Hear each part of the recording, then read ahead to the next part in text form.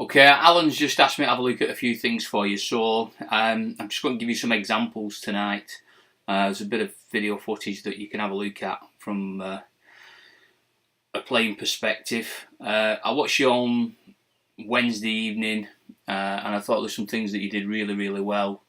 But if you'd just been a bit more patient, I think you'd have got some rewards. You kind of had a go played across 4 players, and really you want to just stick and play an area and then have a go when you feel the time is right. So just be a bit more patient. So hopefully some of this footage is going to help you see some of that, and I can explain it a little bit clearer by using it.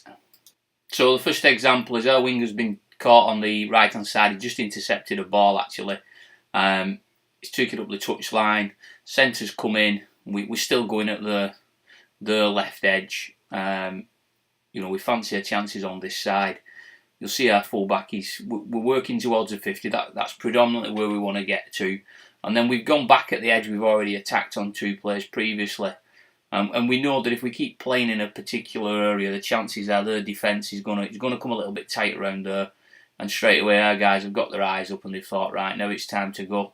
The footage is not fantastic, but you'll see we've skinned them on the left hand side, our left, which will be the right.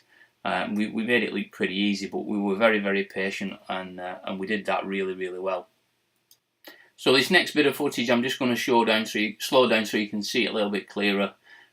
You'll see how we set up. It's pretty similar. We're playing to what's probably about a 60 mark there. We'll play another one this side and get bang on a 50. And there's no problem for them at this stage, and there's no issues for us.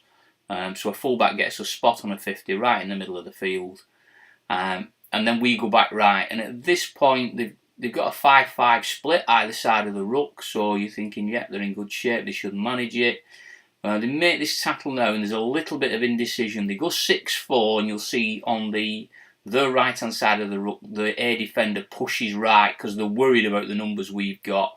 And as a result of that, caused a bit of chaos. If we'd have gone out the back there, I'm fairly confident we would have scored. But we didn't. We very, very nearly scored off the short ball on the front. But by just staying and playing in that 50-60 mark area, we've caused them to have to make some decisions. And defender there he's gone A on the right. He's flicked back on the left because he can see the numbers we've got there. And that's caused him a real issue. So just by playing in and around the ruck and making defenders make decisions, you can give yourself some opportunities. Okay, I've slowed this down again so you can just get the gist of what's going on. You'll probably start seeing a lot of commonalities in what we're doing, where we want to get to early doors within the first couple of plays.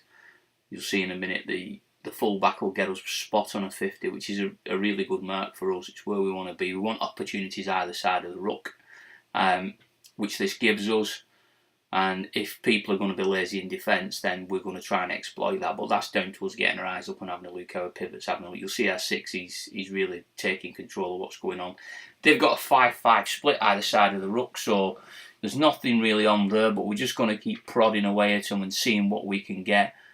We play really to a 70 there and just go to our back row because we're going to have a go here, and we know that we've a chance because if you look, they've on their 70 they've gone now almost 5-5 split again, but there's a late retreater there. He's out of the play straight at the back of the ruck, so we're having a go. We've got him on this edge.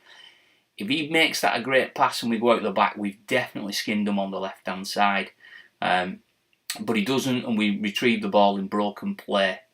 Now that's not a disaster. We don't do anything silly.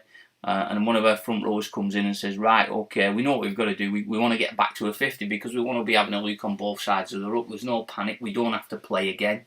We just need to get ourselves in a position where we've got an opportunity. And that's what Matt does. He takes us back somewhere near where we want to be.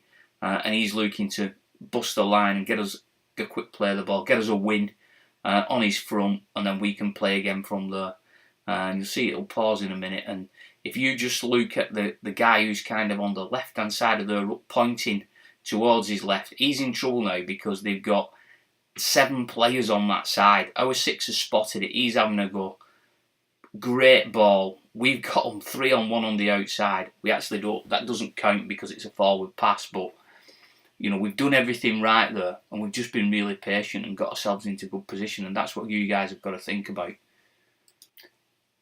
This next piece of play, this is what you get through prodding in and around the ruck, and we didn't really ask too many questions here. We just kind of said to similar defenders, come on, you've got to do some work, and we got a lot of rewards out of this. There's a little bit of individual brilliance about it, but you'll see there's nothing flash about this. We're just going in and around the ruck. We know we've got on the back foot a little bit, but a bit of brilliance now for a big lad. Ball bounces for him. And again, but we've played right down that 50 mark there, caused them all sorts of problems. And we come right in, we finish on a 50 here under the post and score a try. And that's just keeping stuff simple and really asking them questions around the ruck and making them defend.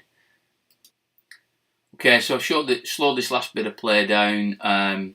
There's nothing here that you've not already seen. Process is very, very similar. You'll see where we want to get to. That's 1. 2 will come in a minute, and then we'll finish bang on a 50 on 3.